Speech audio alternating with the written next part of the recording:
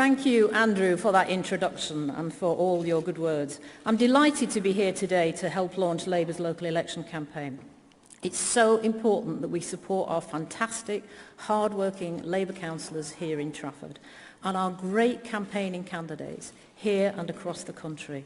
That's why we were here, to help elect a Labour council. Trafford deserves a Labour council again. I know how important it is to have a Labour-run council here because I helped run the Labour council here in Trafford for 9 years. We know that Labour councils are fighting to help vulnerable people despite the Tory cuts to social care services, which are doing so much damage, not just in Trafford, but right across the country. The facts are clear. 8 years of cuts to council budgets have hollowed out our social care system. It means vulnerable people, old and young, are getting less care than they used to, or worse, getting no care at all. We now hear that people with advanced dementia are being evicted from care homes on the grounds of cost, and that families cannot find a care home place for a relative with advanced dementia because providers can cherry-pick the people to whom they're going to give care. Now, this lack of care heaps pressure upon unpaid family carers, many of whom are struggling to balance work and caring. And far too often, the social care that people do get is just not good enough. Here in Trafford, almost half of all care homes get the lowest quality ratings. And the cuts, what do they mean?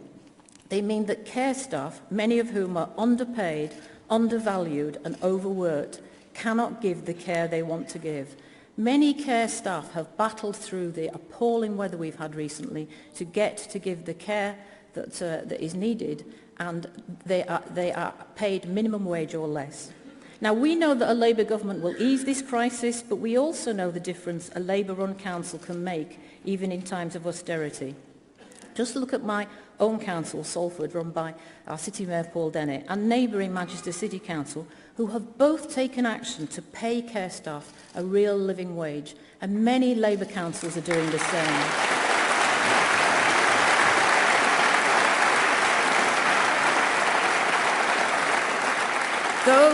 Those are Labour values put into practice, improving lives, benefiting people with care needs and the staff who care for them, and benefiting unpaid family carers.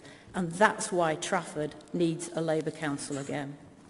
We are working hard across the country to bring in the Labour government we all need and want to see, so that councils will have the resources to help more people to get the good quality care they depend on, to live with dignity, to live independently, to live the lives they want to live.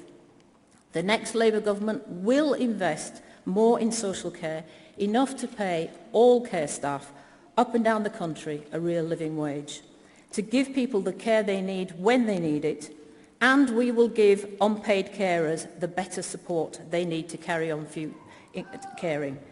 That's the future. Social care fit for the many, not just the few. Now, I have just talked about the crisis in social care, and I would now like to introduce my colleague, the Shadow Housing Secretary, John Healey, to talk about how Labour will tackle the housing crisis, which also affects people of all ages. John.